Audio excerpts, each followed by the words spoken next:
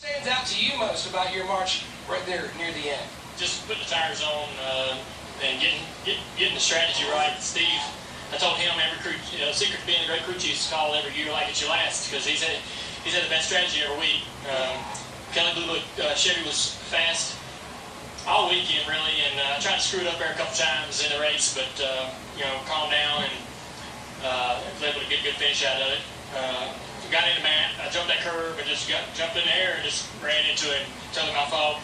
Kind of happened with him last year at Watkins Glen. It just raced a little too hard through there with him, and probably should have let him have the spot. But other than that, we had a pretty good day. We'll cut the shell off of this thing, put it in the woods, and go to Watkins Glen. All right, thank you, Jim. Thank you. Yeah. Marty? Jeff Gordon down here chatted up with Jamie McMurray, and we'll talk to you first. You hang out here, okay? You said you made one mistake on that last lap that cost you the win and needed one more lap. What was that one mistake? It's actually maybe 5 laps to go or 6 laps to go. I was making some ground up on Carl. I was really good in the fast sections. He was pretty good in the slower sections. So I was just having to hit everything so perfect, and I just overdrove it into 4 one time and went real wide off, and that gave him enough of a gap that I had to close it back in, and I just couldn't put enough pressure on him. I think had I put some more pressure on him, I saw him really struggling with the grip level, but he drove a clean race, and he did everything he needed to do. And of course, that last lap, I gave it my best effort, closed up on him, but I just drove into 11 as hard as I could. We were good into 11 anyway, and he didn't overdrive it, so I was hoping he might slide up, might get a run underneath him. But all in all, great weekend for this Panasonic Tough Book Chevy, and couldn't be more proud of the calls Alan made and everything the team did. We didn't qualify good, but we had a great car in the race. He said it was an honor to meet you because he, quote, grew up watching you win here. Yeah, I started to hear that a lot more when somebody was born, when I won my first championship, or watching me as a kid. But you know what? I love racing here. I love being competitive, lead the points, and having a shot at winning races, with just 22 years into my Cup career. So it doesn't matter. We're having fun. Very strong second place finish for that guy, Jeff Gordon. Let's talk to this guy, Jamie McMurray. And boy, you guys were able to keep it in the top 5, top 10 all day long. Very consistent day. Yeah, I'm happy that I'm mad that I finished 4th, if that makes any sense. I thought I had a chance to win before the last caution came out. I was working Carl over a little bit, and I was just waiting on him to make a mistake. I felt like I was better than he was, and when we went back green after the caution, I for that the remainder of the run. But it was a really good day. Keith did a good job. Our pit crew did a good job. We had a huge group of people from Cessna here today. So overall, I'm mad that I finished 4th, but we had a great weekend.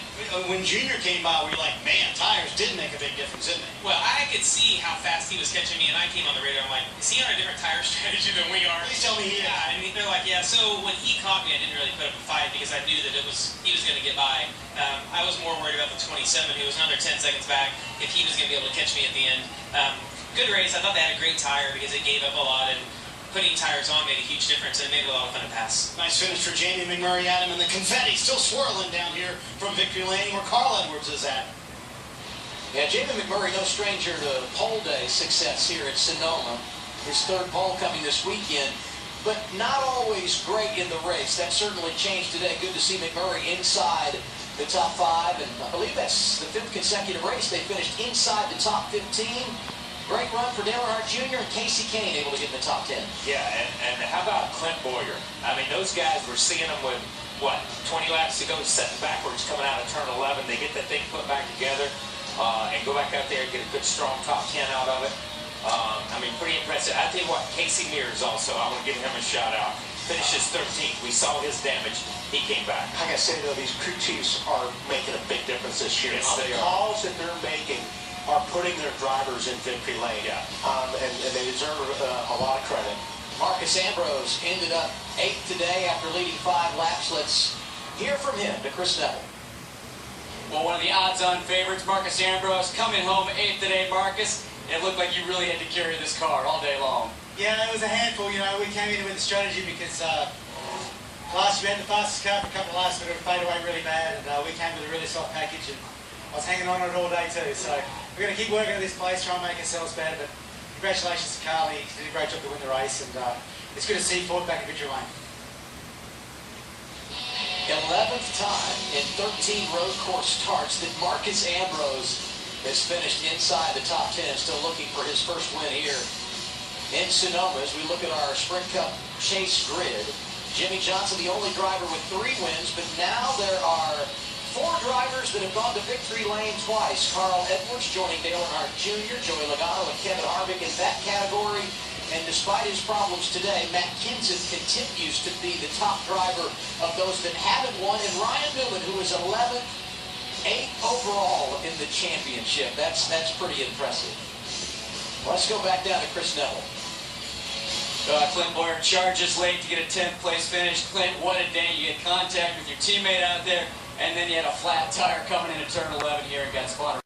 We just worked so hard and had a lot of confidence going into this race, as we should have, and had another fast car. You know, we drove up through them after qualifying bad and got in position, and about the way our year's going, we finally get up there in the lead, and I got a flat tire. I mean, I could feel that the left rear was going down big time, and I was trying to hold on, but one car moved me out of the way, and then we crashed. So, yeah, it's just kind of, like I said, I mean, if we keep bringing cars like that to the racetrack, we'll be just fine. Just super disappointed. Tough day, but comes away. Top 10. And we'll be following Clint Bowyer all week long, Chris. He will be our all-access driver when we get to the Bluegrass next Saturday night. TNT going prime time at Kentucky Speedway. The fun continues for Carl Edwards, continuing his interviews in victory lane, and when we get to Kentucky, he will be going for the hat trick there. He's already won in the Truck Series and nationwide competition over in Sparta, Kentucky.